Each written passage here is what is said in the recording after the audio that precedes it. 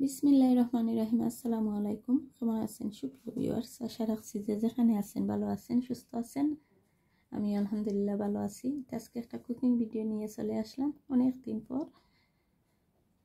আজকে আমি রান্না করব বোয়াল মাছ দিয়া আর আলু দিয়ে টমেটো দিয়ে টক রান্না করব।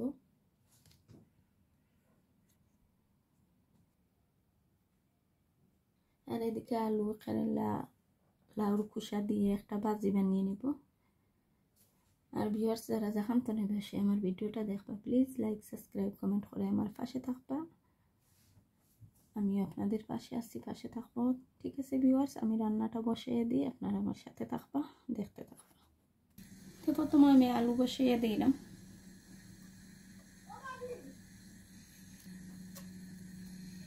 এদিকে আমি ঠোকো বসিয়ে দিলাম। এদিকে গাইজ আমি মশলা সব কিছু দিয়ে নিলাম মাছের কারির মাঝে। এখন আমি আলু মাছ সব কিছু একসাথে দিয়ে নিব। আর এদিকে ঠেঙ্গার মাঝে আমি মশলাটা দিয়ে নিচ্ছি। এখন আমি টমেটো দিয়ে নিলাম। এদিকে আমি টমেটো দিয়ে নিচ্ছি। এখন টকের মাঝে আবার টমেটো দিয়ে নিলাম।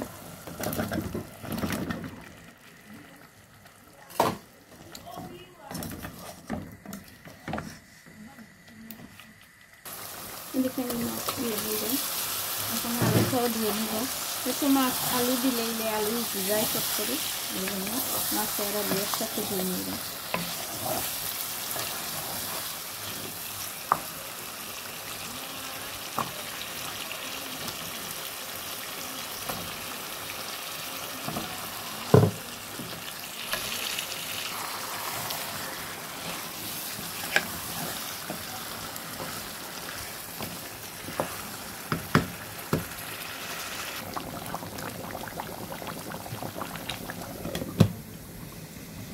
এখানে আমি কেরেলা ভাজি বসিয়ে দিচ্ছি।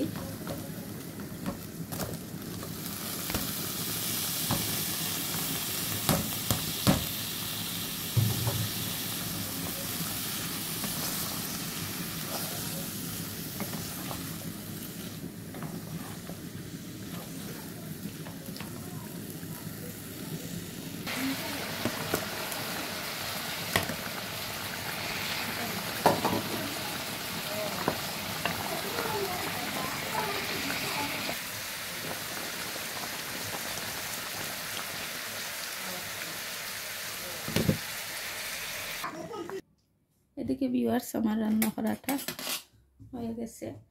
বোয়াল মাছ দিয়া আলু দিয়ে আর একটা টকো রান্না করে নিলাম।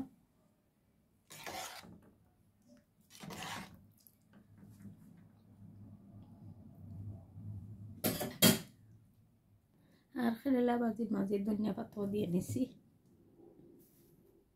ঠিক আছে ভিউয়ার্স, সবাই ভালো থাকবা। আবারও কোনো একটা ভিডিও নিয়ে চলে আসবো। সবাই আমাদের জন্য দোয়া করবে। আর আপনাদের প্রতি রইল অনেক অনেক দোয়া ও শুভকামনা। আল্লাহ হাফেজ। Thank you for watching.